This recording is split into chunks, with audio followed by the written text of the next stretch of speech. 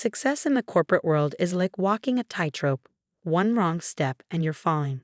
I learned this lesson the hard way when my own cousin tried to destroy everything I'd spent a decade building. But she forgot one crucial detail. I keep receipts. My name is Michelle Zhao, and until 6 months ago, I was the director of operations at Meridian Technologies, one of the fastest growing software companies in Seattle. The job I'd earned through years of hard work, late nights, and sacrificed weekends. The job my cousin Lily was determined to take from me. Growing up, Lily had always been the family favorite. Uncle Robert's only daughter, she was beautiful, charming, and always knew exactly what to say to make the adults smile.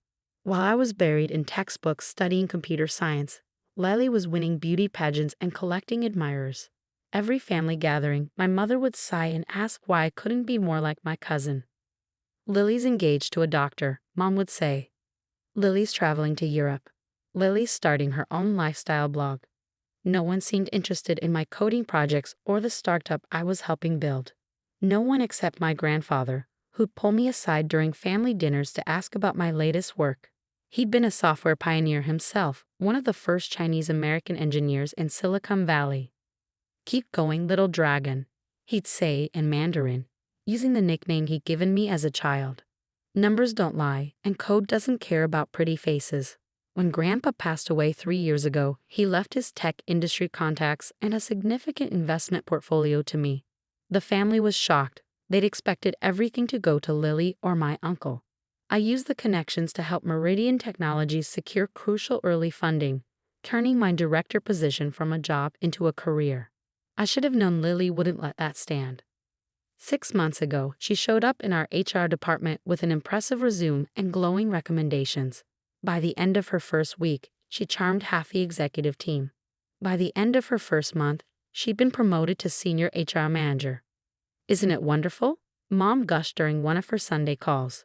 "You two can work together, just like when you were little girls." But we weren't little girls anymore, and this wasn't like sharing toys in the playroom. From day one, Lily made it clear she saw me as competition, not family. It started small, my name being left off important emails, meetings being rescheduled without notifying me, casual comments in the break room about how I'd changed since getting my position. "I'm just worried about you," Lily would say, her voice dripping with fake concern. "People are starting to talk about how you got your role so young. All those meetings with investors, it doesn't look good, cousin." I tried to ignore it, focus on my work. Meridian was in the middle of developing a groundbreaking AI security system, and as director of operations, I was responsible for keeping everything on track. We had deadlines to meet, clients to satisfy, a reputation to maintain. But the whispers grew louder. Somehow, rumors started circulating about my relationship with our biggest investor, suggesting I'd used inappropriate means to secure funding.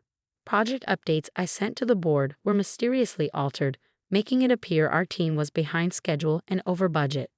Michelle, our CEO, David Chen, called me into his office one morning. "There are some concerns about the AI project's timeline. The board is getting nervous." "We're exactly on schedule," I insisted, pulling up my project management dashboard. "Look, all milestones are being met. The beta testing is." "That's not what HR's reports show." David frowned, sliding a document across his desk. "According to these assessments, your team is 3 months behind and morale is at an all-time low." I stared at the report, my blood running cold. It was complete fiction, but it bore Lily's signature and official HR letterhead. "David, this isn't accurate. I can prove." "The board meets next week," he cut me off. "They'll want answers about these discrepancies. I suggest you get your documentation in order." I left his office in a daze, my mind racing. Back at my desk, I began digging through emails, reports, and project logs. If Lily wanted to play this game, fine. But she wasn't the only one who kept detailed records. Late that night, as I was compiling evidence to defend my position, a notification popped up on my screen. Someone was accessing our project servers using elevated credentials that belonged to our recently departed Chief Technology Officer. Curious, I traced the access. The user was downloading sensitive project data, including our AI's proprietary algorithms. The access point was coming from inside the building. Security cameras showed only one office still lit at 11 p.m., human resources. I watched in real time as Lily copied massive amounts of data, her face illuminated by her computer screen. But why? What could an HR manager want with technical specifications? The answer came 2 days later in the form of a news alert. Rising tech star announces revolutionary AI security platform. The accompanying photo showed Lily shaking hands with the CEO of our biggest competitor, Nova Systems. My hands shook as I read the article. Nova Systems was announcing a product nearly identical to ours, scheduled to launch 3 months before our planned release date, and their newly appointed Director of Strategic Partnerships, my cousin Lily. Suddenly, everything made sense. The sabotage, the false reports, the data theft. Lily hadn't joined Meridian to work with me. She joined to steal from us. I was at my computer until dawn, documenting everything. Every unauthorized server access, every altered report, every coincidental meeting scheduling conflict. But would it be enough? Lily had spent months undermining my credibility.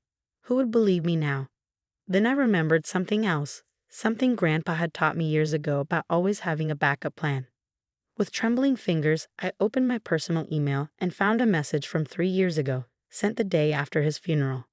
My little dragon, it began. If you're reading this, I'm gone. But there's something you need to know about your cousin Lily. The contents of that email would change everything. But first, I had to survive the board meeting, and Lily wasn't done trying to destroy me yet. Part 2. My grandfather's email sat open on my screen, its contents throwing everything I thought I knew about my family into chaos.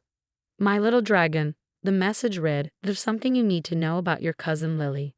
She's not the person our family thinks she is.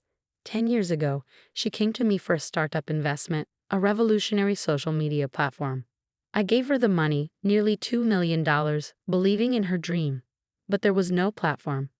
The money disappeared into offshore accounts, and when I confronted her, she threatened to tell the family I was becoming senile if I exposed her. I had to stop reading for a moment, my hands shaking. $2 million? Lily had stolen from our grandfather. I kept quiet to protect the family's harmony. The email continued. But I've watched her pattern repeat, joining companies, gaining trust, selling secrets to competitors. She's careful, always operating just within legal boundaries, always maintaining her innocent image. The proof is in my private server. Username: Dragon. Password: remember 1969. The server address followed, along with detailed instructions for accessing encrypted files. I felt sick thinking about how our grandfather had carried this burden alone, watching Lily continue her schemes while the family praised her every move. The board meeting was scheduled for 9 a.m. I spent the night downloading and organizing files, building an airtight case.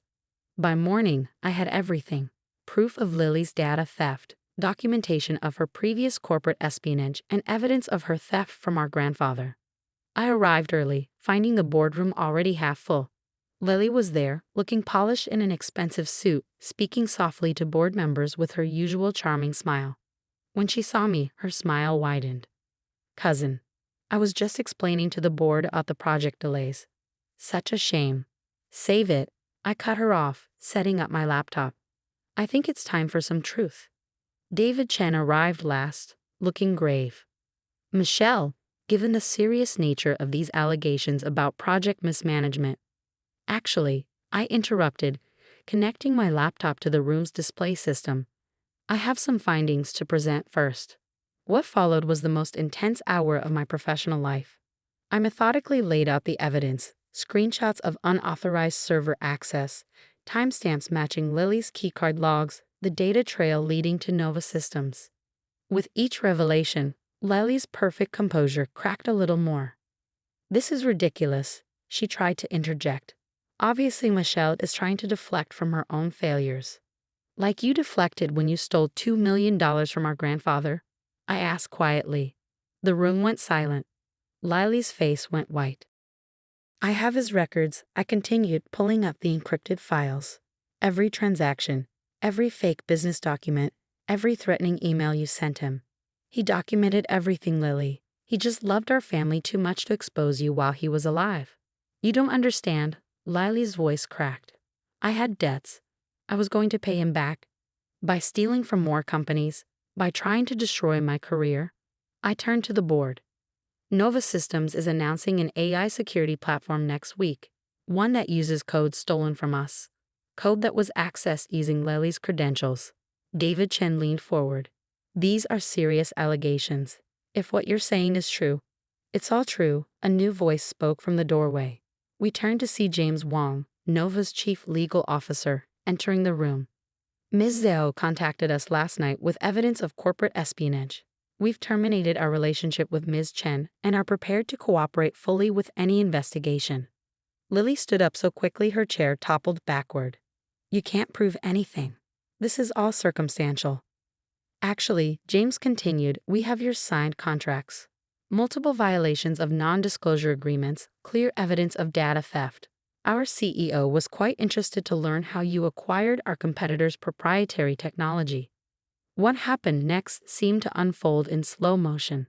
Lily, her carefully constructed world crumbling around her, lunged for my laptop. Security responded immediately, but not before she knocked over a pitcher of water, shorting out my computer. Ah, she shouted triumphantly. Good luck proving anything more. I couldn't help it. I laughed. Everyone stared at me. Lily, I said, almost pitying her now, do you really think I wouldn't have backup? Everything is already uploaded to secure servers. Grandpa taught me well. The security team escorted her out as she screamed about family loyalty and betrayal. The board immediately went into executive session, leaving me in the hallway trying to process everything that had just happened. David found me there an hour later. The board has reached several decisions, he said. First, we're pressing charges against Lily for corporate espionage. Nova Systems is doing the same. Second, he smiled slightly, we're promoting you to Chief Operations Officer with a seat on the board.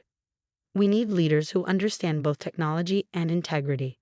The next few weeks were a blur of legal meetings, family drama, and corporate restructuring. Lily faced multiple criminal charges, not just from Meridian and Nova, but from 3 other companies that came forward with similar stories of data theft. The family was torn apart by the revelations.